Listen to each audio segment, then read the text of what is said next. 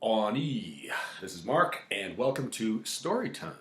Today's story comes from this book that I wrote called Sun, Infinity, Moon. This is in reverse course because I'm using the photo booth on MacBook Pro. Okay. Now let's just get down to business here. Let's read a story to you. Okay.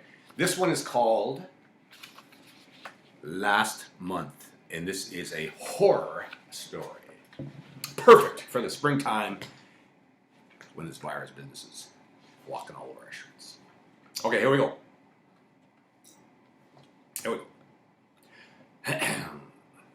I was puffing a smuggled Marlboro Red, reclining in the car, seat way back, windows down, radio on, Thursday alone, dreaming. The 6 p.m. wind hustled the smuggled smoke out the passenger side window off to the wherever, never, never. The hillside was sunburnt, bone dry, 6,000 shades of yellow. No rainfall in over 40 days. Bugs aplenty, buzzing this way and that. A letter in the glove box, dated 1979. Read a million times, same ending. Was read and reread and tucked away with other, possibly important papers. The water at the north end of the lake, Lake Mindemoya, over there on the West Bay Indian Reserve, number 22, was still with reflections and loons thinking. Magneto and Titanium Man rose out of the speakers under the dash, the stereo clearly, all the way from Sudbury, ushering in a daydream from a beautiful childhood summertime of an after midnight drive back from the Providence Bay Fair. We were all soaked, caught mid-ride on the Ferris wheel or in the dark backwoods behind the fairgrounds. We, that would be me, my oldest sister who was at the wheel, and a passenger whose identity I can't recall at this moment. I remember the ride because the song Magneto was grooving through the speakers in the dash of Dad's 1968 Plymouth Fury wood panel station wagon.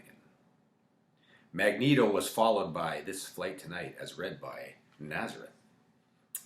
The conversation up front didn't include me or my limited experiences, so I sat silent, soaked, slanted in the darkness, tuned to the words of that song amid cackling static blasts every time lightning would flash the island countryside. The words to that song were definitely boiling my imagination. And the beat? Well, I was 14 at the time. And the fragrances inside the car? My sister's Chanel No. 5, my copper-toned sunscreen, and her wine red bandana soaked in her beautiful perfumes from overseas. Her. The mystery girl at the fairgrounds. The fairgrounds were packed, and the rides were in full-service neon light whirl. Party-colored balloons sailed up over the roar of machinery and the music. I was dressed in my usual third weekend in August, where 49 plus days at the beach, classic native, full-blood Anishnabe, and as she described, written in that letter in the glove box. Beautiful brown sienna skin, tan to the maximum, raven black hair, straight and long, down over your shoulders, innocent brown, doe eyes, long eyelashes, elegant eyebrows, choke cherry-colored luscious lips, the body of a bird in space, smooth and hard, moving like a wild in its own country. Oh my God, I loved her words. I was alone and indecision over which ride to try first. I stood before the salt pepper shaker. The year before I didn't have the guts, but this year I was different.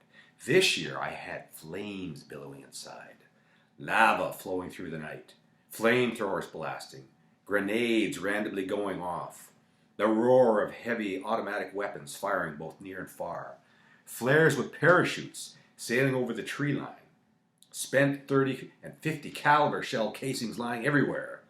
This year, As I watched the salt and pepper shaking, emitting screams and loose change, I knew this was the summer. I had the tickets, turned without looking to get in line, and there she was, and a little to the left. Crash, boom, bangle. I knocked her great big candy apple right out of her tanned hand, and it fell to the filthy, greasy, trampled to death ballpark grass. We both looked down at it. I saw her feet, and they were sexy with painted toenails. I was afraid to look up. "Is it okay?" I heard her say in voice exotica.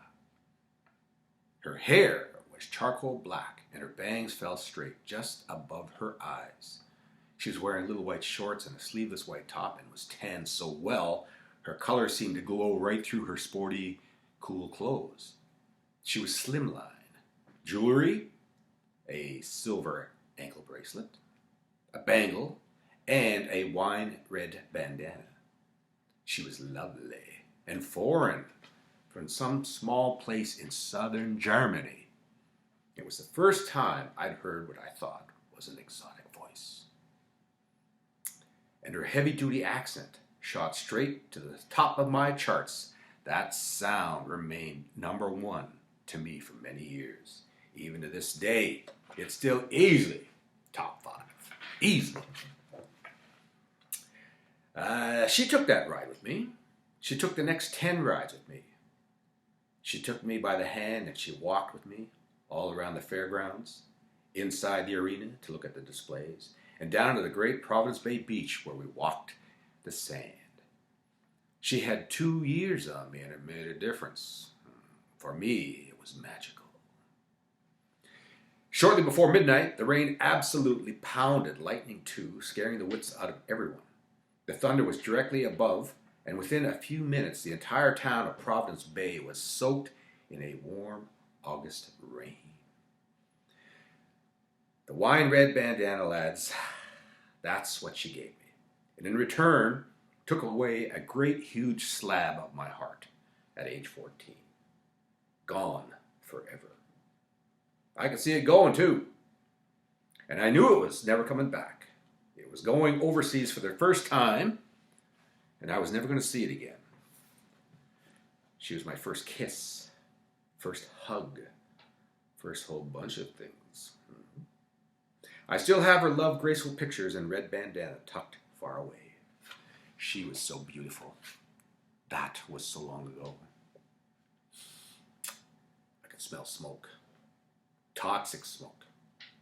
The carpet was on fire. Somehow the smuggled Marlboro was alive and well, somewhere in the car. Before I could find it, the interior was filled with smoke, and the stench of torch rubbers, carpet, plastic, and fast food trash became lethal. I bailed out. What a sight. Thick blue, black, and gray smoke turned to flames pouring out the open windows, quickly followed by a popping sound as the rear windows either melted or were blown out. Very quickly, the tires caught fire, and the aluminum rims began melting. Next thing to go was the field grass. A huge pillar of toxic black smoke reached up, signaling my whereabouts in a land where all outdoor fires had been banned for the past 4 weeks. I looked around nervously to see if anyone was watching. And it was scary. I didn't know what to do, so, like a madman, I took off. I ran up over the hill and into the bush, full throttle. I wasn't up and in there 35 minutes before I heard the first sirens. I kept going all night down the train tracks, hitchhiking the next day. The following Saturday, with the daydreaming fiasco behind me, I checked into the Mackenzie Street Public Library for my weekly newspaper snoop. The Saturday Star ran a black and white photograph of the skeletal remains of my abandoned car on a burned over, blackened landscape. The rims were gone, completely, and the only thing remaining of the tires were the steel belts, half buried with brake rotors in ash. Charred rocker panels sat on the scorched earth. The headline read, "Mystery car burns down 1,800 acres of forest. 27 upscale homes and cottages up in smoke." Uh-oh. Well, she was worth it. She was a movie, an epic, a blockbuster that wins a dozen Academy Awards, and goes on towards upwards of $1 billion. Becomes world famous, a cornerstone for a generation in modern culture, a huge life with tons of cash, stretch limos, tinted windows, red carpets, press, the cover of Rolling Stone, flashbulbs flashing, a private jet, the wine red bandana, merchandising. Where did my picture go? Are we still ready? Yep, we're still recording. Meanwhile, there's me, a nameless schmo, lame in the audience, seated alone in the dark, hand in a bag of $8 popcorn, wishing, pretending, reoccurring nightmares of a car torched to shreds on a charcoal childhood landscape. The absolute picture of the fumbled past. 30-some seconds total eye contact with another human soul over the past 7 years.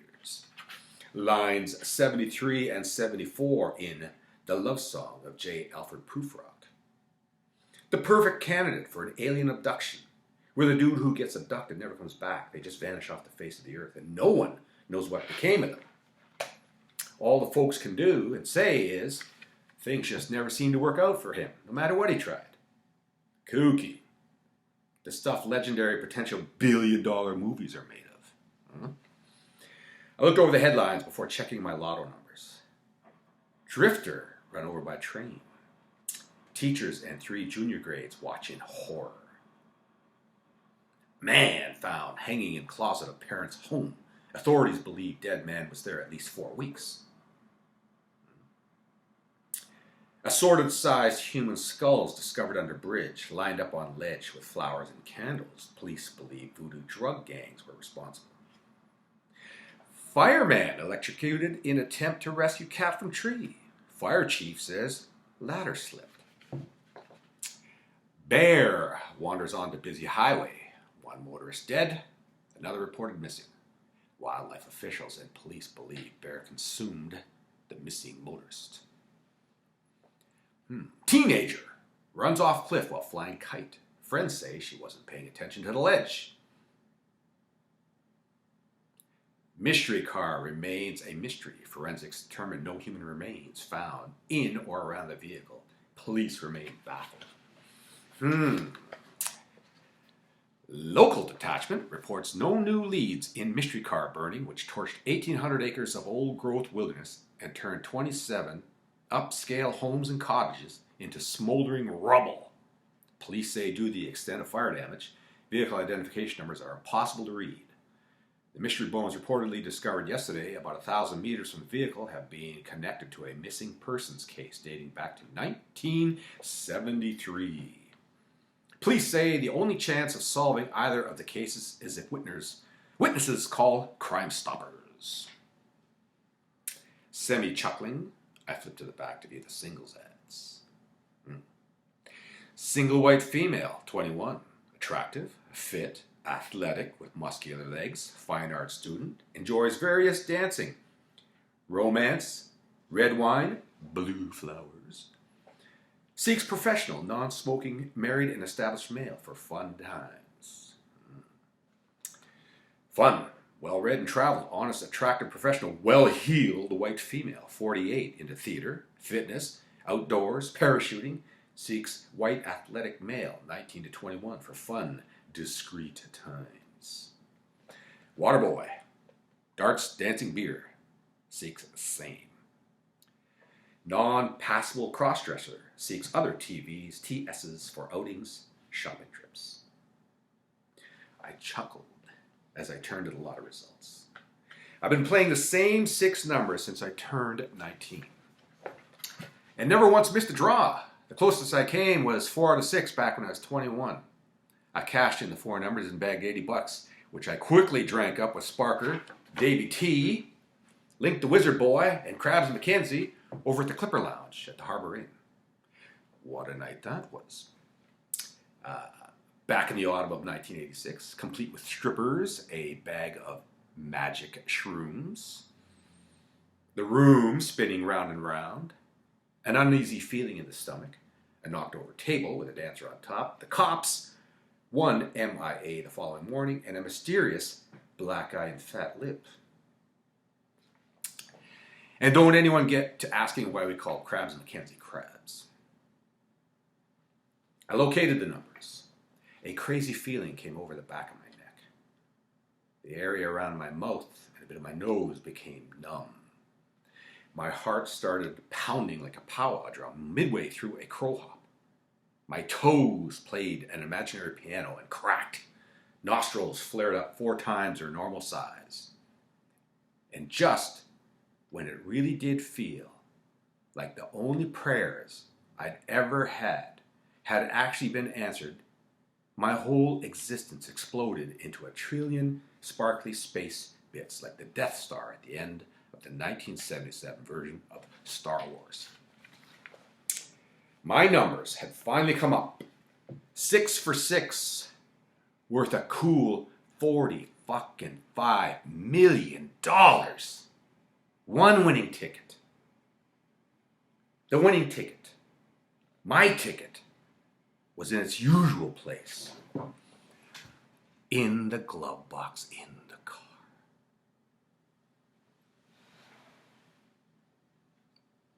The end.